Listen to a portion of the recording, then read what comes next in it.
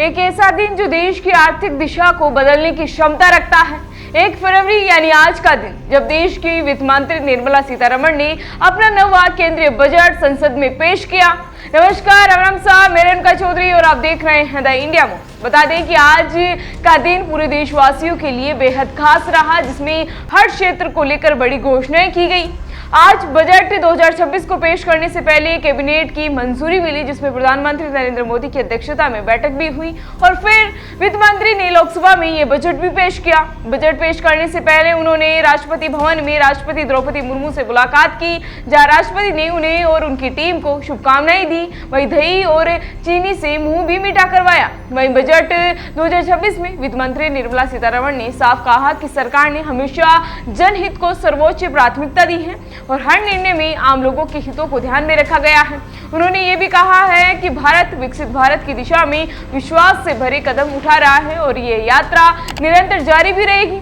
इसी के साथ बजट में कई बड़े और महत्वपूर्ण ऐलान किए गए हैं। सबसे बड़ी घोषणा दिल्ली वाराणसी समेत 7 हाई स्पीड रेलवे कॉरिडोर बनाने की रही, जिससे देश के हाई स्पीड कनेक्टिविटी को नई उड़ान मिलेगी। साथ ही वाराणसी और पटना में जहाज मरम्मत सुविधा स्थापित की जाएगी। वहीं वित्तीय स्थिरता के लिए बैंकिंग क्षेत्र की मजबूती के लिए एक कमेटी गठित की जाएगी, ताकि ग्राहकों की सुरक्षा के लिए उच्चतम स्तर पर काम भी किया जा सके। इसके अलावा उड़ीसा, केरल और छत्तीसगढ़ में माइनिंग कॉरिडोर बनाए जाएंगे। वहीं रेशम, जूट और ऊन के लिए राष्ट्रीय फाइबर योजना का ऐलान हुआ। साथ ही देश में 22 नए जलमार्ग भी बनाए जाएंगे। स्वास्थ्य क्षेत्र की बात करें तो बड़ी राहत देने वाली घोषणा भी की गई है, जिसमें कैंसर और शुगर की दवाइयां सस्ती होगी। वहीं एमएसएमई सेक्टर के लिए 10,000 करोड़ रुपए का प्रावधान किया गया है, ताकि छोटे और उद्यमियों को चैंपियन की तरह बढ़ाया जा सके। सरकार ने भारत को सेमीकंडक्टर हब बनाने का लक्ष्य भी रखा है। वहीं निर्मला सीतारमण ने इस बजट को त्रिआयामी दृष्टिकोण पर आधारित बताया गया, यानी विकास, समावेश और स्थिरता, तीनों पर ध्यान भी दिया गया है। सुनिए video. We are inspired by 3 kartavya. Our first kartavya is to accelerate and sustain economic growth by enhancing productivity and competitiveness and building resilience to volatile global dynamics.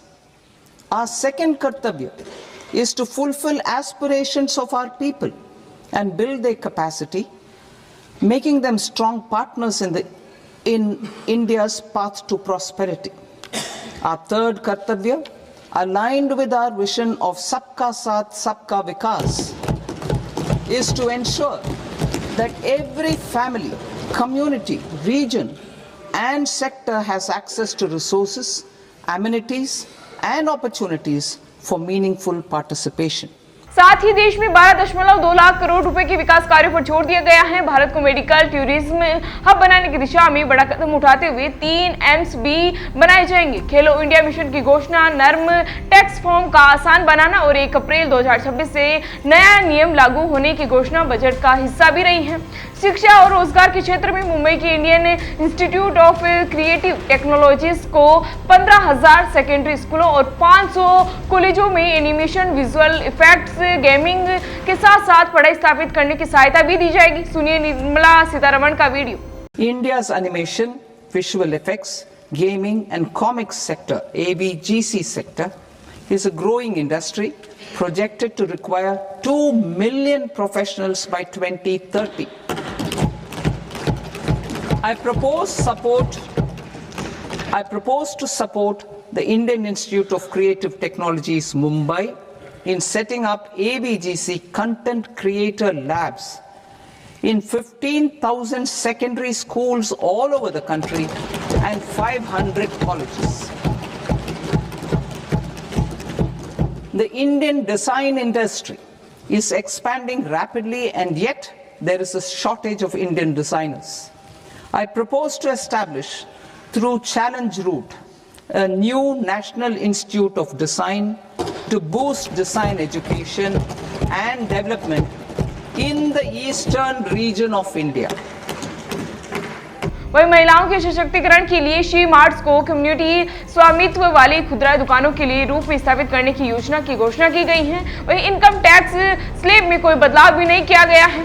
वहीं दूसरी ओर फैशन की दुनिया में भी वित्त मंत्री ने अपनी पहचान बनाए रखी। हर बजट की तरह इस बार भी उनकी साड़ी खास थी, जो तमिलनाडु के कांचीपुरम की पारंपरिक हथकरघा बुनवाई वाली थी। इसी के साथ निर्मला सीतारमण ने अपना बजट भाषण समाप्त किया। वही बजट 2026 भारत की मजबूती, स्थिरता और विकास पर केंद्रित रहा। ये बजट देश की आर्थिक दिशा को सुधारने और विकास के नए अवसर सर्जित करने का संदेश भी दे रहा है। अब सवाल यही है कि क्या बजट 2026 सरकार की रिफॉर्म, परफॉर्म और ट्रांसफॉर्म की नीति के जरिए देश के विकास को नई गति देगा। फिलहाल इसी तरह की अपडेट्स के लिए बने रहिए हमारे साथ और देखते रहिए द इंडिया मूव्स। नमस्कार।